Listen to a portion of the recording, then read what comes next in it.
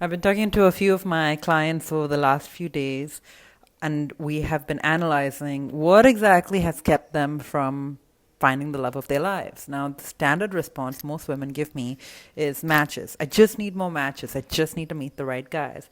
But the more I talk to them, the more we uncover all of these things that aren't talked about on Instagram, but are the real reasons they might be pushing away love. A lot of times it's childhood trauma. If your parents didn't make you feel safe enough to receive love, if they criticized you, if they weren't emotionally there for you, if they were harsh or wrapped up in their own jobs or their own careers, very common scenario, then it's going to feel scary to receive love, and your nervous system will literally push it away. Like, you will self sabotage. You'll be rude to guys, you'll be inconsistent, avoidant, without even realizing it, and this will just push away any potential partner. So that's one of the very common reasons. Another really common one is just not knowing how to talk to men in a way that makes a guy feel safe enough to open up to you. So just the other day, I was talking to this guy who I was actually thinking he might be a good match for one of my current clients. And he started telling me about how he wants to have a family. And he was like, since I was 18, the number one thing I want is to start a family.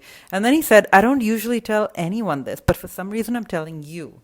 That's what you want a man to do with you. You want him to open up and tell you things that he doesn't tell any other woman. And I said, why? And he's like, well, I just don't talk like this to women in general. I don't feel comfortable.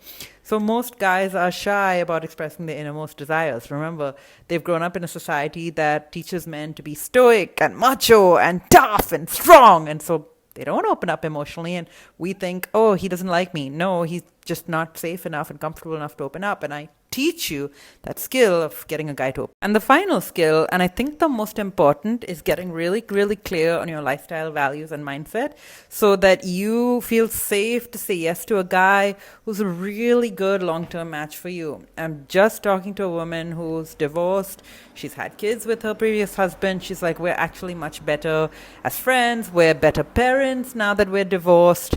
But I'm also very spiritual. Like, I want a guy who's spiritual. So she's already been married and already had kids with someone, and now wants to find a partner who's actually aligned. So that's what happens when you marry someone who's not actually aligned to your lifestyle, values, and mindset. Like, she was like, oh, this guy was perfect. Like, he had a great job, he made lots of money, he was tall, he was good looking, but he wasn't aligned to my lifestyle, values, and mindset. And that is why we focus on that above everything else, because it's the only thing that guarantees that you two will stay together if you match on your lifestyle, values, and mindset. And we want you to. Most women come to me and they say, send me matches. What's the quality of the guys in your database? Can you find me matches? And they think, I just need to find the right matches. But when we work together, we actually sit down and figure out who is the right kind of partner for you and where is the ideal place to find him. We recently did this for one of my clients based on her lifestyle, values, and mindset.